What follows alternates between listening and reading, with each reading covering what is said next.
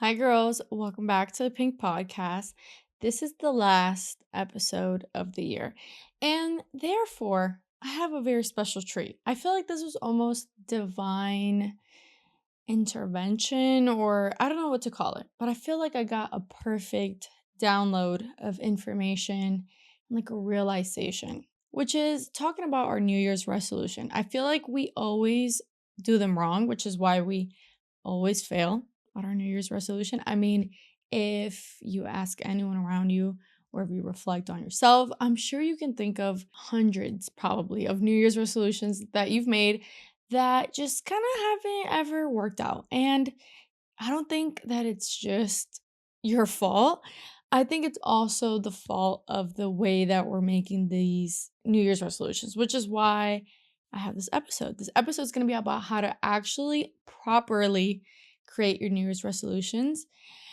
And so let's just get into it, okay? I have so much to talk about. First of all, what kind of led me to this realization? I was ironically listening to a podcast about New Year's resolutions, and it was kind of talking about like, do they actually work? And it was talking about all the people who make New Year's resolutions every year and how often we fail at them, which is, I think, 80% of people stop doing their New Year's resolutions by February. And so this is like a literally statistical facts that we all suck at sticking to our New Year's resolutions. And so at some point we have to be like, okay, is it the human being or is it the design that's flawed?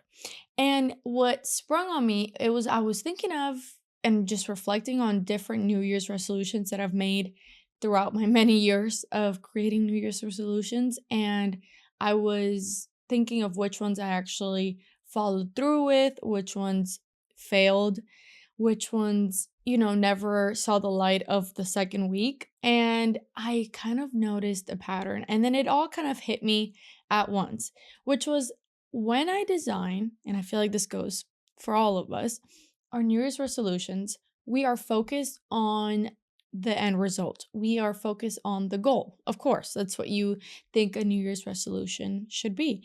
Maybe you want to get really fit by the end of the year. I don't know, maybe run a marathon. And maybe you want to get a promotion at your job. And I don't know, let's come up with a third one. Maybe you want to buy a new house, right? So these are like your three resolutions. Maybe you print some fun pictures, you put them on a board, you get all excited. You're like, okay, this year I'm going to do these things and I'm so excited and this is what I'm going to be focused on and these are my goals. And maybe, you kind of do things that are in that direction for the first couple weeks or so and then, just regular old habits kind of kick in. And what I noticed was that whenever we actually do follow up and continue and kind of live up to the resolution is when the resolution, the goal isn't what's being printed on this like manifestation board for the year and it's not what we're focusing on. It's usually when we focus on the steps that will get us there. Let me explain. I feel like maybe that was a little bit confusing. Let's take your imaginary first resolution, for example. You want to run a 5K marathon. Is that what a marathon is? Is it a marathon? I think a 5K is its own thing. I think a marathon is like 26 miles. Let's say you want to do a marathon, right? I know nothing about this. And that's your resolution. I want to run a marathon by the end of the year. Well, you're not being super specific to the point of like, what are you going to do that's going to get you there? You're just saying you want to run a marathon. And so, maybe the year starts and you're like, I'm going to go start just like running and practicing and getting my cardio better.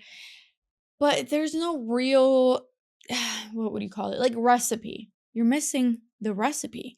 And so you're focused on what the meal is going to turn out. Actually, this is an example that I wrote. It's like if you wanted to have a dinner party for all of your family. And so you invite everyone over and you're just so focused and excited on the fact that you're going to have your entire family over for a very delicious dinner. And because that's your focus, you never focused on what you're going to cook, how much you have to cook, at what time you should start cooking, what meals you should be cooking first and then second and third so that everything can kind of be done at the right time, etc. you just start focusing on, oh, I'm going to invite everyone over and we're going to have a delicious dinner and it's going to be so amazing and so fun. And your entire focus is just on like, oh yeah, I'm going to have this dinner. And then the day comes and you're like, oh shit, like I'm not prepared for this dinner. I guess I'll just have to order takeout and we're just gonna all eat pizza or something because this didn't kind of work out. Well, what went wrong is the fact that you were just so focused on the fact that you were gonna have this amazing dinner and you were just daydreaming about the end for so long and how fun it was gonna be and all the cute little things you were gonna do at dinner, whatever. You were just so focused on the end that you never focused on the steps that were actually necessary for you to pull off this entire family dinner, which was coordinating what ingredients do I have to buy? What time should I start cooking? Do I need any help in the kitchen? Let me look up some recipes pre-hand and kind of practice how to make this and that. You weren't focused on the steps itself. So, I have created a guide. This is a very long intro, but I have created a guide as to how you're going to actually reframe, remake, and just reassess your New Year's resolutions. Okay, you could keep the same ones you've already made if you have already made them. If you haven't, maybe just make them after this episode now that you've gotten a new inspiration for it. Okay, so first things first, obviously, you have to understand what your goals are. What do you actually want? What are the things that you're striving for? But you're not just gonna stop there. You're not just gonna put that on the board and walk away. So, for example, let's say one of my New Year's resolutions will be to grow this podcast. And that has been a New Year's resolutions of mine before. Okay. And I just would always put, like I said earlier, the end result on the board. Like, okay, I want my podcast to be this big and I want this many followers or this many listeners and just make that my goal. Well, what we're going to do different this time is that after you identify what your goals are, you are then going to think and really reflect as to what steps will probably get you there. Now, obviously, with everything in life, things kind of change and they take their own course, and you can plan, and life still kind of throws its, you know, curveballs at you, but it's still good to have a path imagined because how are you going to receive any of these rewards if you have created no paths for them to come to you? So you have to identify what type of work and what type of habits this person that would achieve these goals would have. What are they doing? What would they be focusing on? And make that your New Year's resolutions instead of the goal. So instead of my New Year's resolution being, I want to just grow the podcast and have this many followers and these many listeners and brand deals, my goals should be what the actual steps are. So it'll be drop consistently every week, drop bonus episodes, be more active on other social media platforms that my podcast lives on, etc. So you're just going to make the work that has to get done the resolution and not the actual goals, because when you put the goals, like I said with the example of, you having this imaginary dinner and you being so excited about the dinner itself that you actually don't figure out how to cook, it's just a recipe for disaster, no pun intended. So when you, instead of just saying, okay, I want this,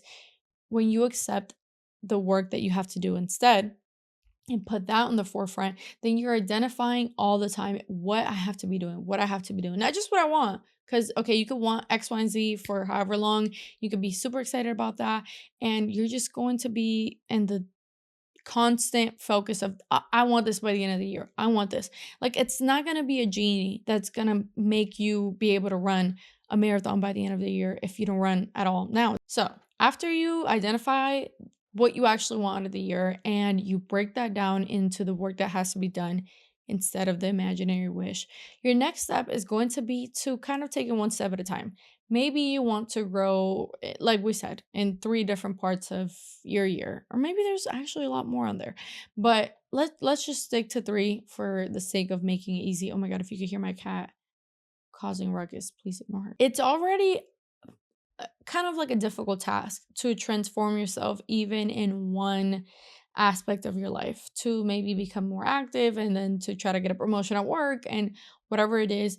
It would, even if you're just doing one, that's pretty kind of difficult to your brain to get used to this entire new rhythm, all these different habits, all these different things that you're trying to do. And so when the new year starts and you think you can just transform everything at once, And from 0 to 100, from you barely go to the gym now to maybe you're trying to go every day all the time, eventually you're bound to hit a wall and you're going to be a little bit stressed and a little bit tired, and your body's going to be a little bit overwhelmed from all of the new personality traits that you're trying to acquire within 7 days, mama. And so you're going to want to quit. And that's just normal. Your brain is just a little bit overwhelmed with so much that you're trying to do. And you're probably just going to quit at all of it? And so it's better to try to do one thing at a time, focus on one of the goals first, or trying to make that part of your routine and let that stick and let that become kind of second nature within your day before you keep adding more. So, like I said, maybe you're trying to run a marathon, you're trying to get a promotion, you're trying to buy a house. So, essentially, the work that you have to do is run all the time, put in extra hours at work, and that extra time at work is going to, one, help you get that promotion, and two, help you save up to get a house. But if you're trying to change everything at once, maybe you go out all the time now to eat and it's a big expense, and you're going to try to cut that back so that you can save money to buy this house, and you're going to try to put in 20 extra hours at work every week so that you can get a promotion. But then you're also trying to run every day after work so that you can prepare for your marathon.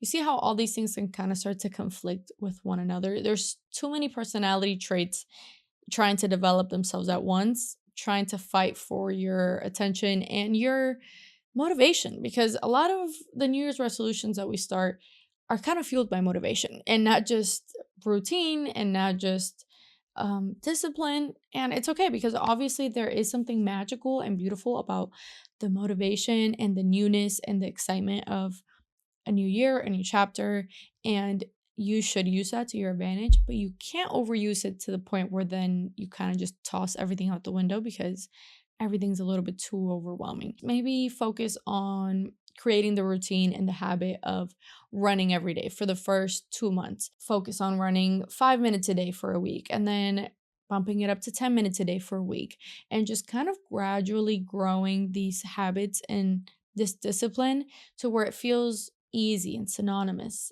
Is synonymous the right word? No. But just to where it feels easy and it's not fighting with you for motivation or discipline. It's just going to feel easy because you're not trying to change your entire personality overnight. You're just kind of adding one thing at a time. And lastly, something else that's really important with New Year's resolutions, but also just goal setting and having a happy life, period, is reflecting and reassessing and reimagining your goals and what you're doing more than once a year, more than just the last week of December. This should be something that you're doing maybe monthly or quarterly, but it should be something that you're doing multiple times throughout the year and not just all the way at the end. You can reassess your goals, you can redesign your, you know, vision for the year. You can scratch it and start over. You can find new momentum. You can create that new inspiration and motivation whenever you want. And also, it's important to do these like reflection and reassessment sit downs with yourself more often than once a year because yeah, you have a vision and an idea of what you want this year to go like and what you're expecting from it and who you expect yourself to be and what you expect the year to bring you.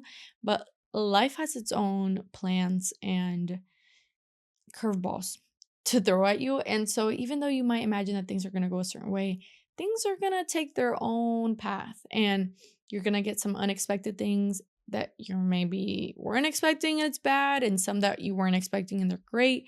But all of these are going to have to be accounted for, and you're going to have to reflect and use them when reassessing your life and being like, okay, this has happened, this has changed. How do I then reincorporate all the things that I wanted to do, all the things that I'm still working at with how my life is right now? Reflecting and reassessing is a very important part of this because you shouldn't just wait till the entire year's over and now it's time for an entire new board of New Year's resolutions. So, to summarize everything we've covered, the most important part is obviously understanding that your New Year's resolutions shouldn't be the goal in mind. It should be the work that has to get done to achieve that goal instead.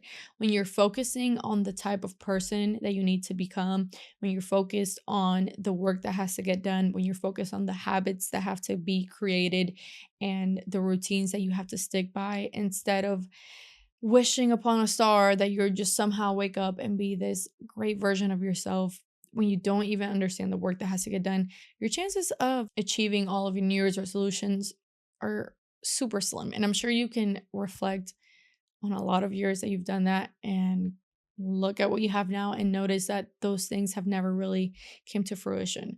And so I'm really excited to actually try this out myself. Like I said, when I have done these steps, it has been accidental, and it wasn't until literally yesterday that I got this like download of information and that I felt like, okay, I understand it now. Like I understand when I have actually succeeded and why, and when I have failed and why. And now I'm super excited to try out what I feel like is actually the real way to assess a new year and any new habits. Even if you're watching this, March 29th, you can use this whenever, because at the end of the day, it's just the only way that you can really make any type of goal setting and any type of lifestyle change truly attainable and not just like an imaginary and, hopeful wish without any real focus and realistic actions. So that's all that I have for you girls today. I am really excited to start this new year, to be able to apply this. Like I said, I hope that you girls have enjoyed this year of the Pink Podcast. I know I have gained so much clarity and just like a deeper understanding of my purpose with this podcast and just overall. So I feel really excited for this new year. I feel like I have a lot of the tools and the confidence and the motivation and the discipline to be able to actually make 2026 a really amazing year. And so I can't wait. I hope that you girls enjoy the rest of your year. I hope that you create a New Year's resolution list that you can actually accomplish with some of these tips. So I love you girls so much. Thank you for watching this entire year, or maybe this is your first episode. I hope to see you next year as well. So I love you all very much. Happy New Year, and I'll see you girls next Wednesday. Bye.